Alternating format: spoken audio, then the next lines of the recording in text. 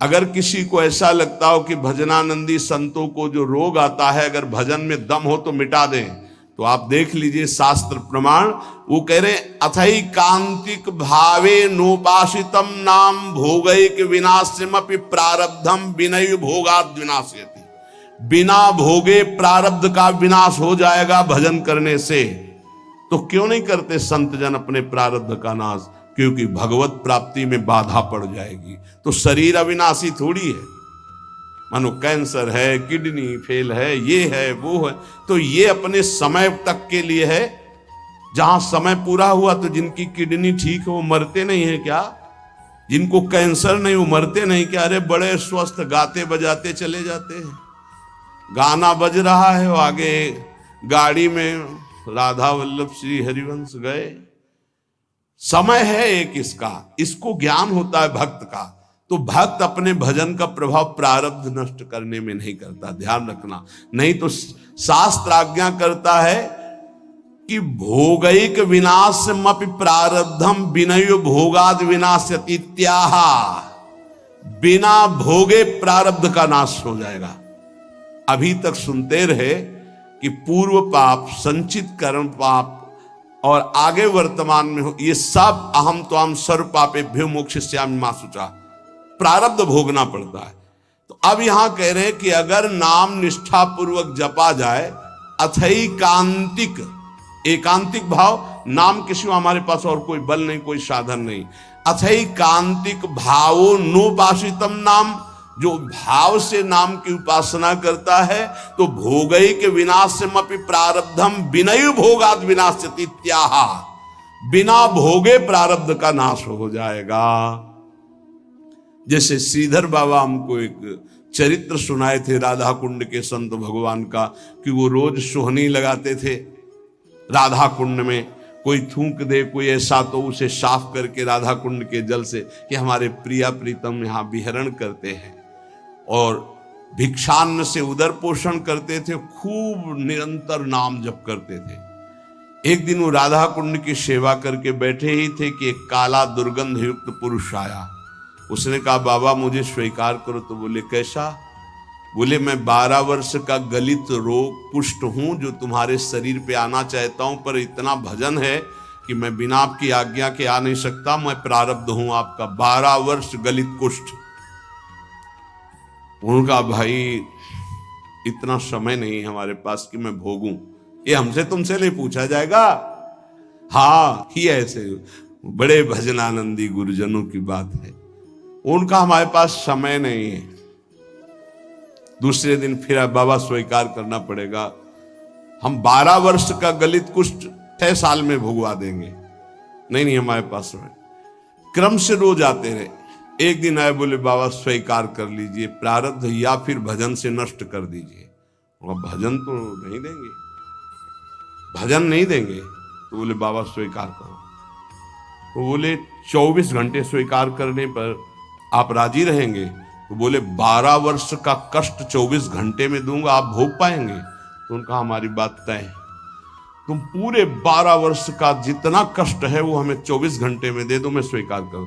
बोले कोई औषधि नहीं, कोई पानी देने वाला नहीं रहेगा, दरवाजा अंदर से बंद करेंगे। बोले बिल्कुल अक्षरशः ऐसा। बाबा ने अपने शिष्यों से कहा दरवाजा बंद कर रहा हूं, आज इसी क्षण समय देख लीजिए, 24 घंटे तक कोई हमारे कमरे में नहीं आएगा, कोई विक्षेप नहीं पहुंचाएगा, हम खुद निकल आएंगे। जे ही का स्वीकार है, पूरा शरीर मवाद से युक्त हो गया, भीषण पीड़ा कढ़ाते रहे, हा कृष्ण। और 24 घंटे व्यतीत होने के बाद संपन्न हो गया। जब बाहर निकले तो तेजोमय स्वरूप। ये उन्होंने प्रारब्ध भोगा, ना कि भजन दिया। यहां कह रहे कि अगर आप भजन बल से चाहें, देखो अगर किसी ने वस्त्र दे दिया, किसी ने भोजन दे दिया, किसी ने कुटिया बनवा दी, तो उसका प्रारब्ध लेकर भोग लेते हैं महापुरुष। फिर अपना प्रारब्ध कैसे छीड़ कर लेंगे? विचार करो, महापुरुषों में इतनी सामर्थ्य है, वो फिर अपना प्रारब्ध क्यों? उनको विशुद्ध ज्ञान है कि शरीर नाशवान है, हम भोग सकते हैं, ये नहीं भोग सकते हैं। पर कोई भी साधक चाहे तो प्रारब्ध का नाश कर सकता है, पर साधक वही जो चाह मिटाने के लिए भजन करता है, शरीर को सुख प्रदान करने के लिए नहीं। पर हमारे शास्त्र में सिद्धांत है, अथैकांतिक भावे नोपासितम नाम भोगैक विनाशमपि प्रारब्धम विनय भोगाद विनाशयति त्याह।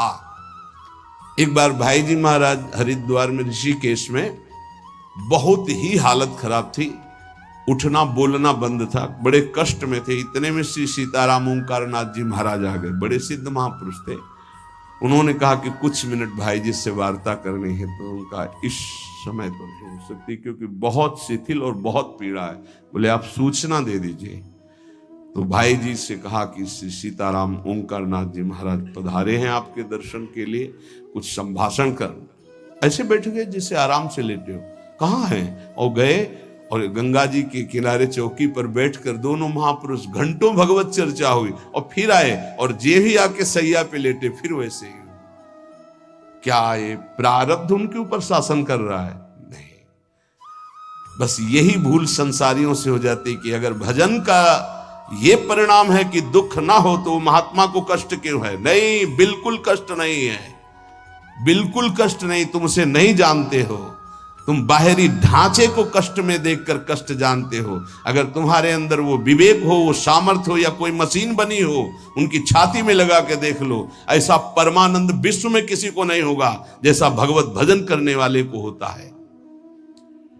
भोग के द्वारा ही प्रारब्ध का विनाश होता है, ऐसा शास्त्रों में पाया गया। पर नाम में इतनी सामर्थ्य है, प्रारब्ध कर्म भोगे बिना नष्ट हो जाएगा। नहीं तो प्रारब्ध बड़े बड़े तपस्वी ज्ञानियों भक्तों ने भी स्वीकार करके भोगा है। प्रारब्ध कर्म स्फुरण होके नष्ट हो जाएगा। स्फुरण स्वप्न में देखा आपने, 4 लोग आए, मार लाठी मार लाठी, आपको बहुत पीटा, आंख खुली, एक और डंडा ले लगे, प्रारब्ध भोग नष्ट हो गया। कुछ प्रारब्ध भोग भगवान भोगवा देते हैं और हजारों प्रारब्ध भोग कटवा देते हैं। हजारों प्रारब्ध भोग स्वप्न में कटवा देते हैं। विश्वास करना, भगवान बड़े लीला बिहारी हैं। अपने जनों के प्रारब्ध को बहुत मात्रा में जो लिखे हुए हैं उनको तो स्वप्न में कटवा देते हैं। कुछ ऐसे थोड़े देते हैं, और वो भी ऐसा मार होता है प्रारब्ध का भगवान के भक्तों का।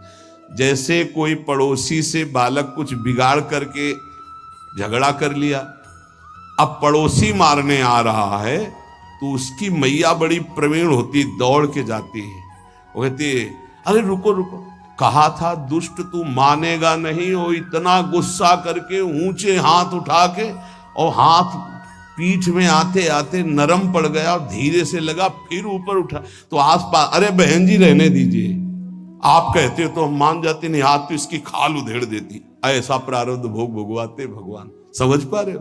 हाथ बहुत ऊंचा उठा रही मैया, पर उसका लाला है इसलिए बहुत धीरे पड़ता है जाकर के। अगर पड़ोसी मारता तो भले हाथ ऊंचा ना उठता, लेकिन वो बहुत जोर का लगता। तो ऐसे ही प्रारब्ध पड़ोसी की तरह पिटाई करता है सबकी, लेकिन भक्तों के प्रति जब पिटाई होती है तो मैया की तरह पिटाई होती है। हाँ, जैसे कुम्हार नीचे हाथ लगा के ऊपर पिटाई करता है ना मटकी की, ऐसे भगवान आनंद सिंधु सत्य कह रहे हैं, आनंद का हाथ लगा करके ऊपर से प्रारब्ध को भगवा देते हैं।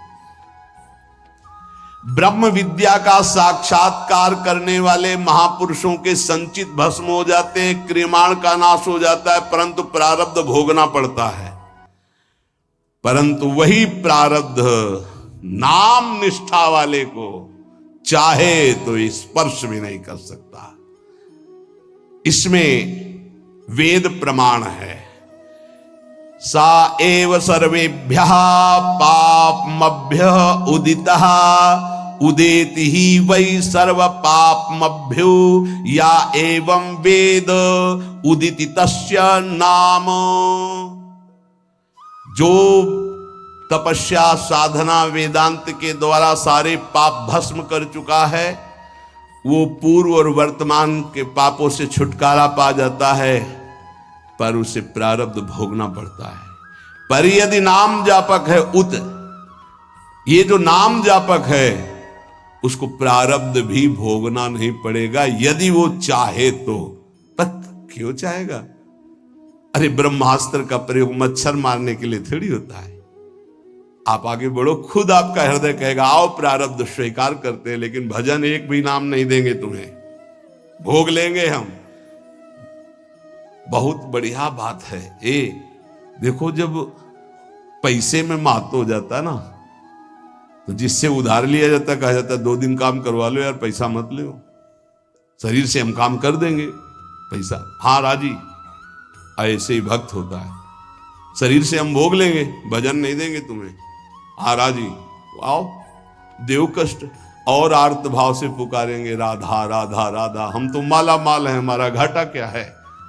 अभी शरीर छूटे तो प्रियाजू मिलेंगी, कल छूटे तो प्रियाजू मिलेंगे, 10 वर्ष बाद छूटे तो प्रियाजू मिलेंगी। जो यहां कर रहे हैं वहां करना है। यहां आप लोगों के रूप में बैठे हुए भगवत चर्चा हो रही है, वहां प्रियाजू के सामने प्रियाजू का यश गा करके नाचेंगे, गाएंगे, खेलेंगे, कूदेंगे अपनी स्वामिनी जी के साथ। घाटा कहाँ है हमारे पास? भक्तेभ्यो विचित्रानंदान प्रदातुम बहुरूपत याविर्भावा दति करुणामिदम नामेति भावे नाहा। बहुत जोर की बात है। अब देखिए, भक्तों को विचित्रानंद की प्राप्ति ये नाम कराता है। विचित्रानंद ये अनेक रूप धारण कर लेता है नाम।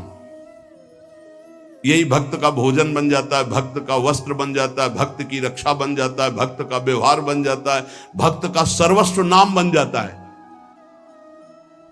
सर्वस्व नाम, सब रूपों में नाम। ये भक्तेभ्यो विचित्रानंदान प्रदातुम,